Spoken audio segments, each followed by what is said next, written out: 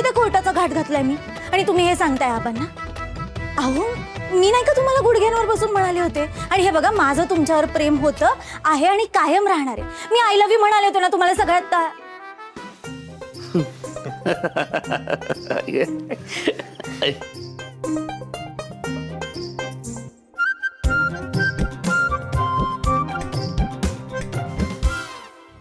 उर्मिला चल चल वाढायला गे. हो हो विक्रांत आले. हे फक्त आणि फक्त तुझ्यासाठी. तुला आवडणारे सगळे पदार्थ बनवलेत. उर्मिला हा एवढा तामझाम कशासाठी? असं काय करतोयस विक्रांत? आबा शुद्धीवर आलेत, एकदम फिट अँड फाईन आहेत ते, म्हणून हे सगळं काही. सिरियसली त्यासाठी तू एवढं सगळं केलेस? नो वे विक्रांत. असं मी फक्त रत्नाईंना सांगितलं. खरं कारण काहीतरी वेगळंच आहे. विक्रांत आपला प्लॅन सक्सेसफुल झालाय. त्या मालतीनं काही गुंडांना फोन करून राणीचा हात मोडायला सांगितले. हो खरं सांगतेय. राणीचा हात तुटला तर ती एक्झाम देऊ शकणार नाही ना? करेक्ट. राणीचा तुटलेला हात याचा त्रास राणीला नाही, त्याच्यापेक्षा जास्त इंद्राला होणार आहे.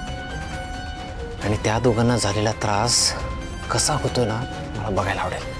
मला सुद्धा तेच बघायचंय. आय होप सो आपली ही इच्छा लवकरच पूर्ण होईल.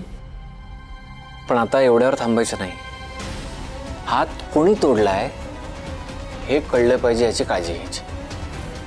म्हणजे त्या महाडिकांच्या छोट्याशा झोपडीमध्ये मोठी आग लागेल.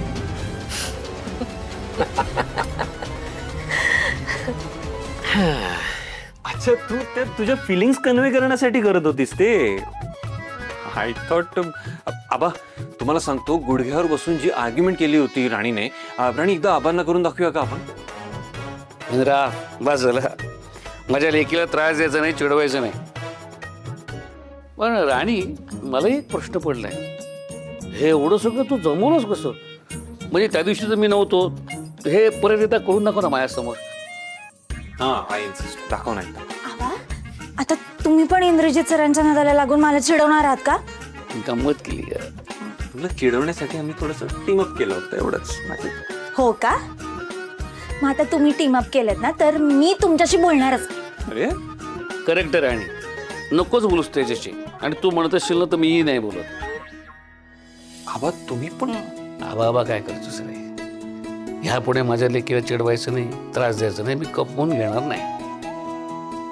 आणि काय रे, हो नाही म्हणता म्हणता तू तुझ्या मनातल्या भावना बोलून दाखवल्यास की काय कर. आणि हा तुला आधी ॲटिट्यूड दाखवायचा ना, आणि आता तुझ्या कायम मागे मागे असतो. मग काय, कडू कारल्याच्या नाकाच्या शेंड्यावरती सारखा राग असायचा आणि आता तुझ्याबद्दलचं प्रेम ओसंडून वाहते. तुम्ही लगेच पार्टी चेंज करताय. हे बघा, आबा माझ्याच टीम मध्ये होते आधी सुद्धा आणि कायम राहणार आहेत. तुम्ही तुमचं बघा. काय आबा? करेक्ट आहे राणीचं. अरे बापरे, आता तुम्ही दोघांनी जर टीम अप केलं तर मग मला आईसोबत टीम बनवावी लागेल. ऑल द बेस्ट तुला. अरे वा, पेशंट एकदम ठणठणीत झालेले दिसत आहेत. हो डॉक्टर साहेब. अहो माझी पोरं आजूबाजूला असताना असं आम्ही हसत करत गप्पा मारताना मला काय होणार आहे? मी अगदी ठणठणीत बरं आहे. आता मला घरी जायची परवानगी द्या. अहो मी तेच सांगायला आलोय, तुमची इच्छा पूर्ण होती आबासाहेब. तुमच्या सगळ्या टेस्ट नॉर्मल आल्यात, त्यामुळे उद्या सकाळीच तुम्हाला डिस्चार्ज देतोय. चालेल ना? तुम्ही म्हणत असाल तर आत्ता जायला तयार आहे. नाही हा डॉक्टर, तुम्ही यांचं काही ऐकू नका. तुम्ही सांगा तसंच करू आम्ही. मी आता त्यांचं काहीच ऐकणार नाहीये. आणि हो, त्यांची काळजी व्यवस्थित घ्या. जी औषधं लिहून दिली आहेत ती वेळेवर द्या. आणि काय लागलं तर मला कळवा. हा ठीक आहे, मी येतो. थँक्यू. मी काय म्हणतो, आबांना जेव्हा डिस्चार्ज मिळेल आपण घरी त्यांचं एक छान वेलकम प्लॅन करूया का? हो, मला सुद्धा असंच वाटत होतं सर. पण आता उद्या जेव्हा आबा घरी येतील तेव्हा मी तर घरी नसेल ना, माझा पेपर आहे. तुम्ही म्हणत असाल तर आणि तू येईपर्यंत मी इथं थांबायला तयार आहे. अहो नाही आबा, हे बघा असं काहीच करायचं नाहीये. तुम्ही घरी जा आणि छान आराम करा. आता तुम्ही अजिबात हट्ट करायचा नाही, नुसता आराम करायचा आहे. तुम्ही जा घरी, मी पेपर संपून येईन. हे असं आहे बघितलं. ठीक आहे, ठरलं मग. मी आणि आई आबांना घेऊन जाऊ उद्या. तू सकाळी पेपर द्यायला जा. हो सर.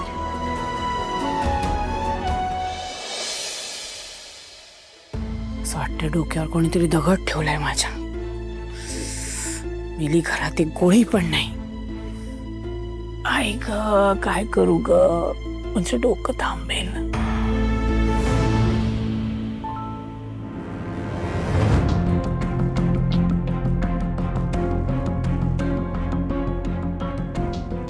काय झालं मालती मॅडम? हा,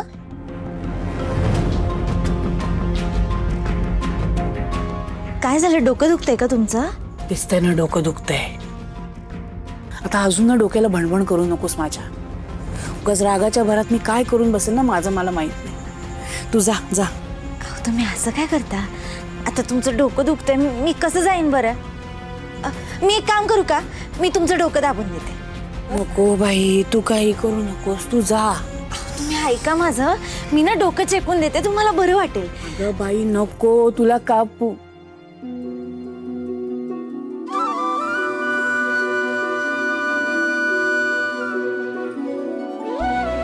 नेमकी कशी आहे कधी कधी कळतच नाही.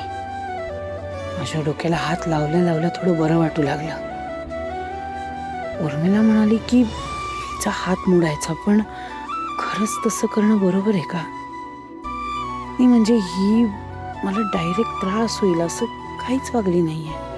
मी इतका त्रास दिला हिला तरी कधीच कंप्लेंट केली नाही. माझ्या इंद्राला सुद्धा कधी काही बोलली नाही. आणि ती वकील झाली तरी खरं तर आम्हालाच फायदा होईल. हिचा हात मोडायला लावेपर्यंत गोष्टी टाळायला हव्यात की नको, काहीच कळेनासं झालंय.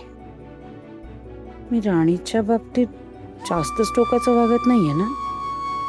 अचानक मला इतकं वाईट का वाटतंय?